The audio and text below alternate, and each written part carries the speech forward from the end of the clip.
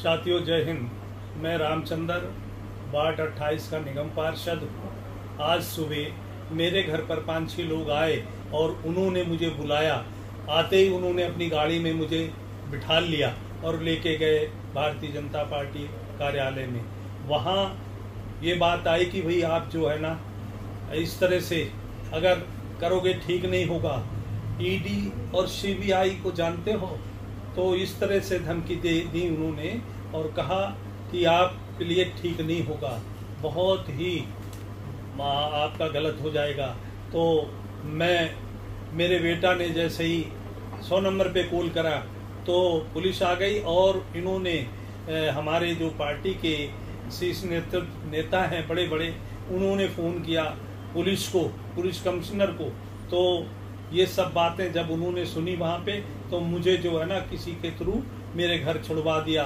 तो मैं कुल मिला के ये कि मैं सीबीआई और ईडी से नहीं डरता हूँ, क्योंकि मैं गलत करने वाला व्यक्ति नहीं हूँ। मैं अरविंद केजरीवाल का एक सच्चा और ईमानदार सिपाही हूँ। मैं इनकी ईडी सीडी से डरने वाला नहीं हूँ, चाहे जितना ये करें। साथियों जय हिंद। साथियों नमस्कार, मैं आकाश रामचंद्र, वार्ड 28 आवा डेरी से रामचंद्र जी, जो आम आदमी पार्टी से निगम पार्षद है, उनका बेटा। आज की वारदात है 1 सितंबर की।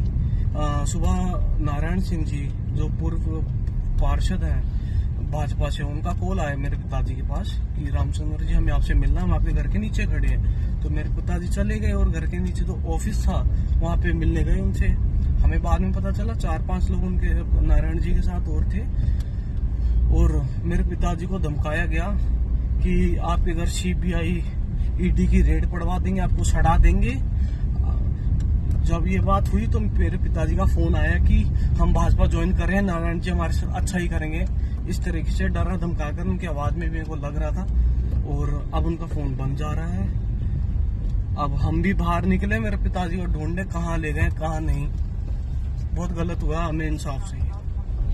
हम फिल्मों में देखा करते थे कि किस तरह से विधायक, सांसदों और पार्षदों को उठा के लेके जाया जाता था और उनसे जबरदस्ती वोटिंग कराई जाती थी।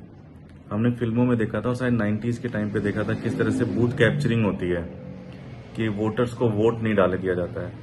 भारतीय जनता पार्टी आज ये काम दिल्ली के अंदर कर रही है।